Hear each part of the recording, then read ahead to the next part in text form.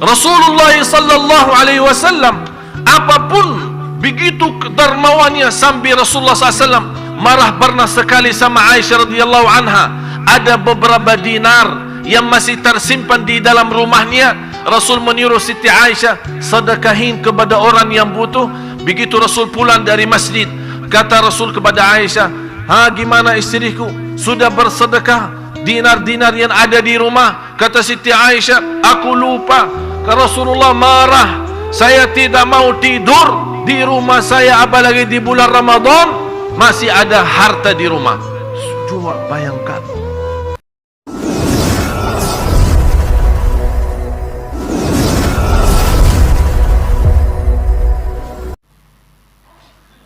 Bapak Ibu, saya mohon Ramadan tahun ini marilah kita sama-sama jadikan yang terbaik. Karena kita tidak tahu, bisa jadi Ramadan tahun ini adalah yang terakhir bagi kita semua. Kita tidak bisa tahu. Banyak di antara keluarga yang ingin bertemu bulan Ramadan, tapi dipanggil oleh Allah duluan. Oleh karena itu, nawaitu dari sekarang, ayo mari sama-sama maksimalkan Ramadan tahun ini 1434. Kalau memang Ramadan ini di sisa umur kita, yang terakhir, insya Allah yang terbaik. Yang terbaik salat tarawih, yang terbaik khatam Al-Quran, yang terbaik baca Al-Quran, yang terbaik sedekah, yang terbaik silaturrahim, yang terbaik ucapan yang baik, yang terbaik menahan lidah tidak berbicara fitnah dan gosip, yang terbaik menjadi orang rendah hati, yang terbaik tawadhu, yang terbaik menjadi orang mulia, yang terbaik menjadi orang yang disebut nama Allah, yang menjadi orang-orang yang dimuliakan di sisi Allah, menjadi mulia di hadapan Allah dan mulia di hadapan manusia. Jadikan Ramadan yang merubah hidup kita supaya kita tercatat sisa umur kita bahagia selama dunia akhirat. Bapak Ibu, ya ayyuhalladzina amanu tubu ila Allah taubatan nasuha. Hei orang beriman, Allah memanggil kita. Hei orang beriman, ada apa ya Allah memanggil kami sebagai orang beriman? Walaupun iman kami belum sempurna, apa perintahmu ya Allah? Kami akan segera sami'na wa ata'na. Tubu ila Allah. Allah subhanahu wa ta'ala menawarkan bertaubat. Sudah cukup dosa, sudah cukup lalai sepanjang tahun kita tidak memperhatikan Al-Quran. Begitu datang bulan Ramadan yang namanya bulanul Quran, malah kita tidak baca Al-Quran. Saya akhiri 4 amalan sebelum saya tutup doa. Tolong diperhatikan. Yang pertama, syukuri nikmat Allah terhadap umur kita yang masih sehat walafiat sampai ketemu bulan puasa. Kita bersyukur. Harus Bapak Ibu merasakan Anda bertemu bulan puasa dan masih bisa berpuasa. Wallahi, demi Allah, itu nikmat yang besar. Nikmat yang besar. Allah masih memberikan kita kesempatan untuk sama-sama bisa nikmati bulan Ramadan, apalagi di Masjid Agung Sunda Kelapa dengan kehadiran para imam-imam yang mengimami dan mengindahkan tarawih kita. Syukur, lain syakartum. Yang kedua, kalau sepanjang tahun kita terbiasa menjadi masbuk, saya mohon selama 30 hari kita berjanji sama Allah tidak boleh masbuk lagi. Jaga salat berjamaah, jaga salat dengan takbirah ihram, takbirah pertama sama imam.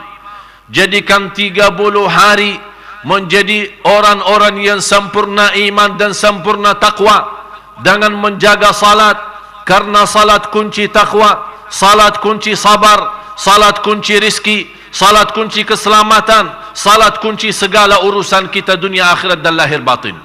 Kalau selama sepanjang tahun kita cukup lalai dari salat, terutama salat subuh, yang saya harapkan mudah-mudahan bulan Ramadan, terutama salat subuh kita, insya-Allah menjadi makmur seperti salat Jumaat.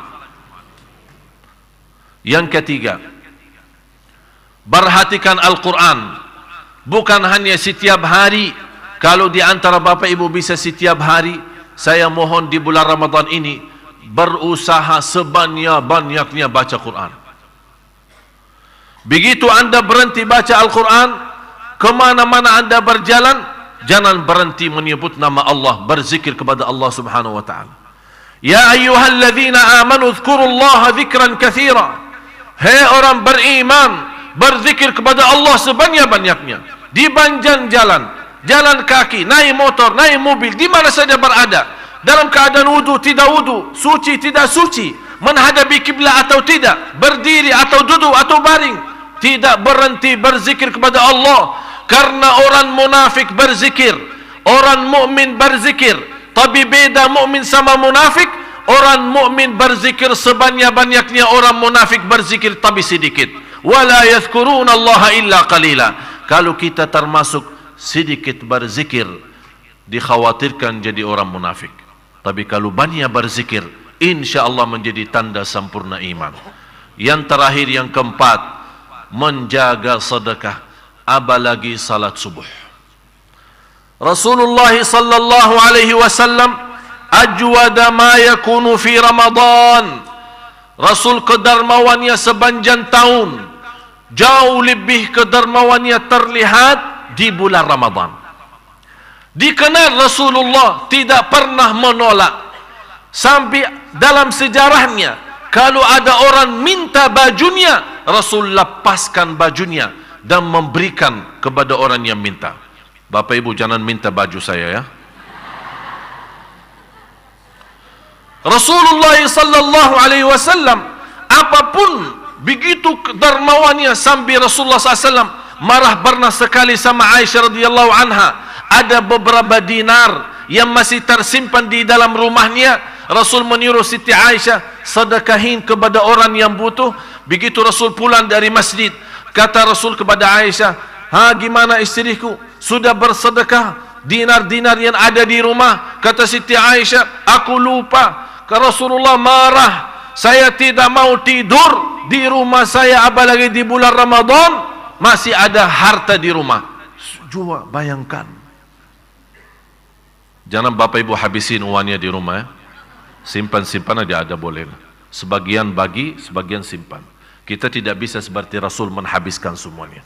Jangan habiskan semuanya, nanti datang ke Masjid Sunda Kelapa, Pak minta tolong Pak, habis uang saya disedekahin.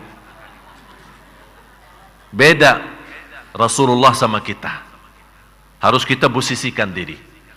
Tapi bulan Ramadan, saya tahu dan yakin Bapak Ibu setiap hari bersedekah. Itu sebuah kebiasaan. Malah salah satu yang membuat saya bangga di Indonesia adalah salah satu budaya potong royong. Jadi masyarakat Indonesia ini suka bersama, suka berjamaah, suka bersatu, saling memberi, saling membagi, saling kasih sayang, saling cinta. Ini luar biasa kelebihannya. Tapi selalu tertinggal nawaitu. Nawaitunya ini yang selalu dilupakan. Soal bagi, soal beri, itu memang luar biasa. Sudah kebiasaan. Saking biasa, kadang-kadang orang bagi tidak menghitung berapa banyak yang dia bagi. Tapi lupa nawaitunya. Oleh karena itu, jadikan Ramadan menjadi saksi baik di hadapan Allah dalam hal sedekah kita. Rasulullah sepanjang tahun dermawan, tapi di bulan Ramadan dermawannya perlipat ganda. Kita sama-sama buktikan. Di bulan Ramadan insya Allah menjadi yang terbaik untuk kehidupan kita.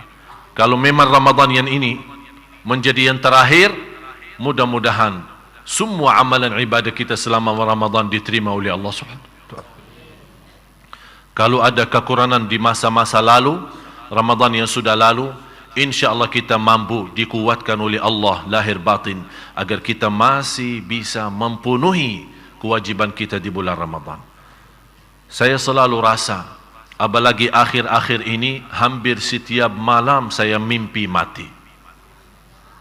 Sampai saya memfikirkan, ini bagaimana? Kemarin istri saya ada di Jakarta. Saya bilang sama istri saya, pulang. Kenapa pulang? Ramadan mau datang. Mohon maaf, saya sibuk untuk umat. Kamu pulang ajalah. Saya pulangkan. Saya antar karena saya punya rasa, karena beberapa hari akhir ini banyak mimpi mati. Saya rasa, ya Allah, kalau memang Ramadan ini yang terakhir, saya akan berjuangkan Ramadan ini sampai mati. Oleh karena itu saya rasa Ramadan ini bagi saya sepertinya mungkin yang terakhir. Oleh karena itu saya menasihati Bapak Ibu, kalau bisa punya perasaan yang sama. Ramadan ini yang terakhir. Apa yang harus kita berikan untuk Ramadan? Saya yakin kalau Anda menghidupkan perasaan ini, insya Allah jamaah yang terbaik, tarawih yang terindah, Quran begitu luar biasa perhatiannya, dan banyak amalan-amalan yang lain, karena kita rasa ini kesempatan yang terakhir. Demi Allah, Bapak Ibu, kalau kita bisa berbicara sama orang yang sudah wafat, yang sudah dipanggil oleh Allah duluan, kita bisa berkomunikasi dengan mereka. Kalau mereka punya harapan, kalau kita bertanya, apa yang diharapkan oleh kalian? Orang yang sudah mati mengharapkan satu, kembali ke dunia untuk menambah sujud, menambah amal saleh, menambah sedekah, menambah salat malam. Apalagi masuk Ramadan, menambah puasa Ramadan, menambah salat tarawih, dan menambah banyak amalan-amalan yang lain.